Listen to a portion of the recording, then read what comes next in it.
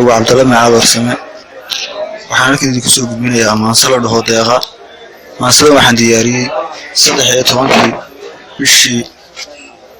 April 2017 magaceedana waxa la dhahaa deeqa dhageysi waan hadba aan u daayibay igu tirqeeyaan balaantayo tooqa maantana duruufaha ii diray toorba waayne dad islaama talmidaysan duuya tarantay oo dooqo ka galay baan cidina deyneen hadii qurux ruux la daawado dadnimada ku xeelay daawuska adiga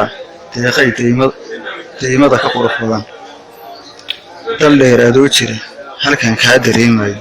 dawacaasha baadiitihiyo tiila igu dawgalay erey dibacsan aan dalab lahayn goortay socodka qaadayso deeqay hadalkaagu waa ii daawo iyo malay dubnaha goorteed furtay naxariis dareemayso dulqaad iyo haybad yartaa lagu daahay dalanbaabi ruux maray diihaalka caashaqa dib uma xasuusteena caashaqu danyare iyo faqiir dahab iyo ma kala yaqaan doorba kiiladane dafkuu dhahaa ruux hadduu dareen galo doolar iyo diinaar habluhu kuma xasuustaane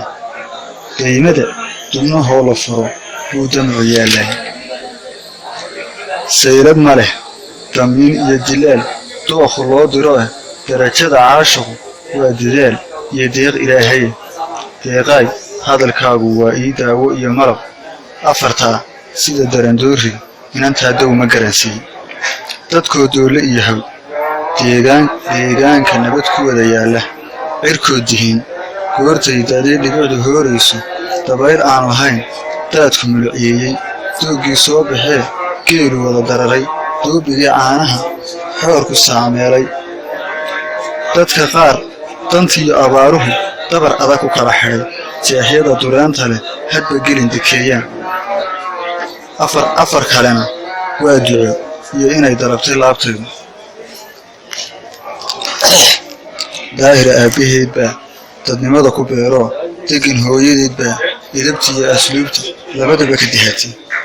dayaxoo 15 dusha nuur ka soo diray daruuruhu taalada ka dhaafeen liimaadiyo midabiyo dareen gaara leeyahay dadka ruux jaleeca indhaha daraandara deeqa aragtidaada dareen gaara weeye